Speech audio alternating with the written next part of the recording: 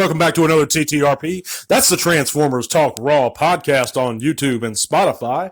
You can take T-Talk with you on the go if you click the link in the description below. And check out our Spotify. There's all kinds of helpful links in that description below if you guys just want to check those out for us. That'll lead you to our coffee, where you can tip us if you like, our Facebook group where you can chat bots with us, or even our Twitter where you can follow Transformers Talk Raw there. But yeah, today we have a real interesting segment, guys. I'm going to go over the episode, The Return of Optimus Prime, and point out its good, bad, and ugly qualities. And, I used to really dislike The Return of Optimus Prime as a kid, and I've grown to warm up to it and love it, actually. As an adult, as a young adult, and as I'm getting older, I'm actually appreciating it more and more. And it's really one of those episodes that I personally love to dislike, and there are things about it that are so bad that endear me to it, or endear it to me. But first, let's go over the good parts here. The thing is that stands out to me about this classic Season 3 of the Sunbow animated series episode is that the immediate reaction and passion that Rodimus had when learning that Optimus's body was in jeopardy, or that he was, to get back Optimus. He put when he learned that the Decepticons had attacked and that Optimus was involved, he put together that assault force of Autobots without even thinking. His leadership was unparalleled. I mean, his reaction was so passionate and immediate. It just struck out to me. It was, the music in that episode was also another thing that was so good and excellent. It even had that cameo track from the movie. You got the touch, of course, in there at the very end. But that Season 3, that classic sounds that we're used to in the Season 3 of the Sunbow series. Those tracks are just epic to me and so nostalgic and wonderful. That episode did this. It reiterated, I'm just referring to my notes here, guys, because I've seen the Return of Optimus Prime probably 100 times over the years. But in preparation for this segment, I rewatched a bit of it and took a few notes. But another thing that stood out to me is for the first time verbally, it was reiterated or established that Autobots cannot fly. And that was previously established through action, but never words. Galvatron specifically said Autobots can't fly. So this is something that laid it down in canon. We know for a fact they can't. So that's established in there. So those are a few of the good things about the Return of Optimus Prime that stood out to me personally. But I'd love to hear what you guys have to say in the comments. Just let me know if you agree with me, disagree. What are some things that stood out to you for good, for bad, or for terrible or ugly? But and this episode was in part written by one of my favorite writers at the time. He also wrote some Beast Wars episodes and some of my favorite comic books growing up, was Marv Wolfman.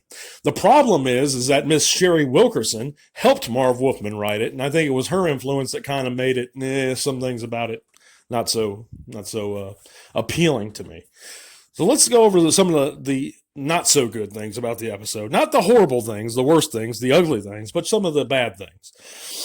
I think that some of the voice acting was a little bit over the top, especially when you get into a lot of the human characters like Dr. Morgan, Gregory, and Jessica. They're just, I hate them, Gregory. I hate them all. And all right, I'll do it, but I'll hate it. It's just, they're just overacting almost, and some of the dialogue was really quirky. If you look at, this is supposed to be a very intelligent professor or scientist, this Gregory. And, Optimus's arm falls. He's a lousy robot, and he starts punching on it. I mean, like, come on, man. Be a little bit more reasonable. I mean, he automatically blames Optimus for his face being messed up when it was clearly Megatron that did it. But he can't discern that they're two different factions, two different types of robots. But he's automatically, they're all the same. And this is supposed to be a scientist, a rational human. So I think not only some of the voice acting was over the top, but it was just a little bit irrational characterization on the writer's part. Another thing I didn't get was Magnus's obsession with Rodimus while he was infected with the hate plague.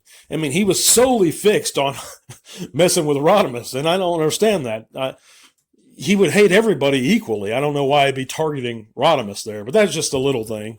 The last bad thing, so to speak, is Hot Rod was infected, not Hot Rod, I keep saying Hot Rod. Rodimus was infected with the spores, the hate plague, while bearing the Matrix. Yet it's the power of the Matrix that cured the hate plague itself. I would think that the bearer of the Matrix would automatically be immune because he contains that wisdom.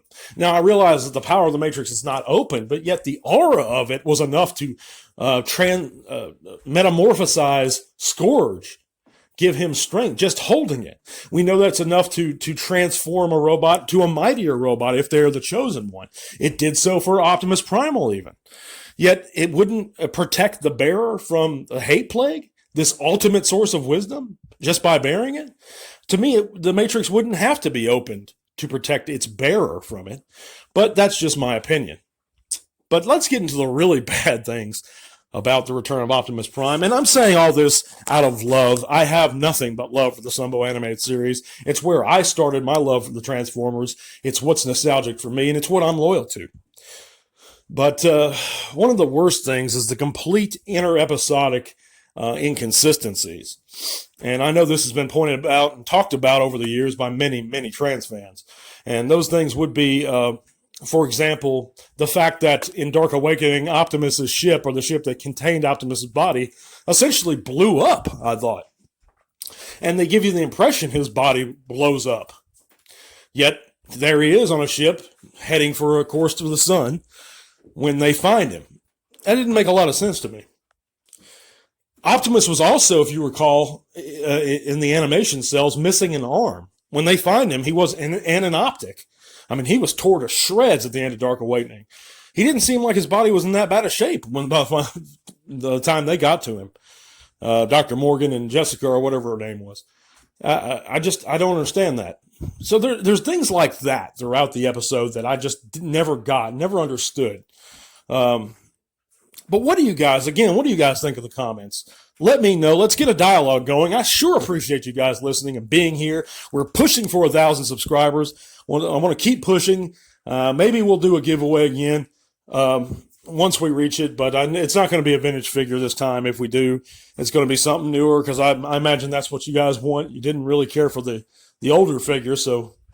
But I do thank you guys for listening. It means so much to me. If you do get a moment and you haven't checked that link in the description for our change.org petition against the channel the thieves that operate on YouTube, check that out. It's a very important subject. Over 60 trans fans have already signed our petition for removal of this YouTube channel that's very harmful to our hobby.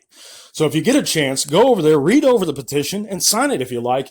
Together, we can do a whole lot, and we can be more than meets the eye. I thank you guys again for listening so much. We're going to be back on Wednesday. God bless, and tell all are one.